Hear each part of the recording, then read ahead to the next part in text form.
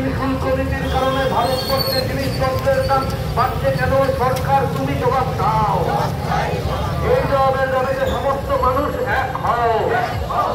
এই মানবতার শত্রু মার্কিন সাম্রাজ্যবাদ বিপর্যা। মানবতার শত্রু মার্কিন সাম্রাজ্যবাদের বিরুদ্ধে গণ প্রতিরোধ করে তুলুন। ইনকলাব জিন্দাবাদ, সিপিআইএম জিন্দাবাদ, ভারতের কমিউনিস্ট পার্টি মার্ক্সবাদী জিন্দাবাদ। বিশ্বজুড়ে মার্কিন সাম্রাজ্যবাদী আগ্রাসনের বিরুদ্ধে সমস্ত মানুষ এক হও। বর্ধিত শুল্ক আরোপের কারণে ওষুধ সহ বিভিন্ন জিনিসের দাম বৃদ্ধি মানছি না, মানব না। ইনকলাব জিন্দাবাদ, সিপিআইএম জিন্দাবাদ। এসআইআরের নামে বিভাজনের রাজনীতির বিরুদ্ধে সমস্ত মানুষ এক হও। এসআইআরের নামে বিভাজনের রাজনীতির বিরুদ্ধে সমস্ত মানুষ এক হও। এসআইআরের নামে প্রতিষ্ঠার বিরুদ্ধে সমস্ত মানুষ এক হও। ইনকলাব জিন্দাবাদ, ভোটাধিকার নাগরিকত্বের উপর আক্রমণ মানছি না, মানব না।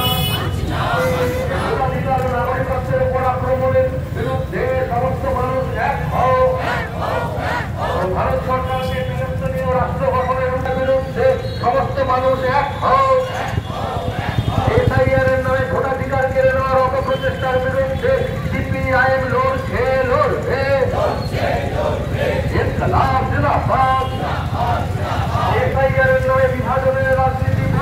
পরিবেশ তৈরি হয়েছে পৃথিবীব্যাপী প্যালেস্তাইনের উপরে আক্রমণ, প্যালেস্তাইনবাসীদের উপরে ইসরায়েলের যে আক্রমণ, এর পিছনে রয়েছে আমেরিকার বাজার দখল। আমেরিকা চাইছে আরব সহ মধ্যপ্রাচ্যের যে তেল, জল, এটাকে দখল করতে। এবং আমাদের দেশে ভারত সরকার রাষ্ট্র হিসেবে ঘোষণার ক্ষেত্রে এখনও দ্বিধা রয়েছে।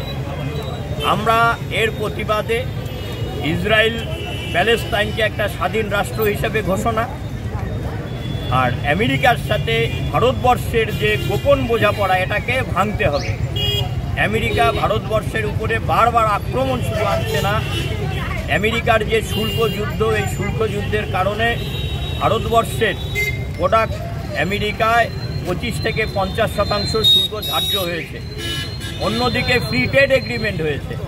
ফ্রি ট্রেড এগ্রিমেন্ট মানে আমেরিকার প্রোডাক্ট, কৃষিজ বলেন, আমেরিকার এগ্রিকালচার যেরকম আছে, তার সাথে সাথে আমেরিকার ওষুধপত্র, এটা সবটাই ভারতবর্ষের বাজারে ঢুকবে। যেমন কার্গিল ঢুকেছে। এই ভারতবর্ষের বাজারকে উন্মুক্ত করে দিতে হবে, খুলে দিতে হবে, কোনো ট্যাক্স নেওয়া যাবে না।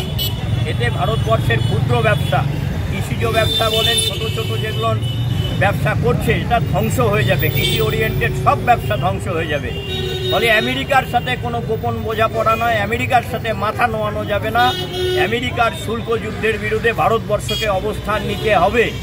বামপন্থীরা 1963 সাল, 1973 সালেও এই স্লোগান দিয়েছিল সাম্রাজ্যবাদের বিরুদ্ধে। এই মাটিতে সেদিনও আমরা মার্কিন সাম্রাজ্যবাদের বিরুদ্ধে একদম সোচ্চার ছিলাম। আজও প্রাসঙ্গিক 2025-ও দাঁড়িয়ে মার্কিন সাম্রাজ্যবাদের বিরুদ্ধে আমরা সোচ্চারই না।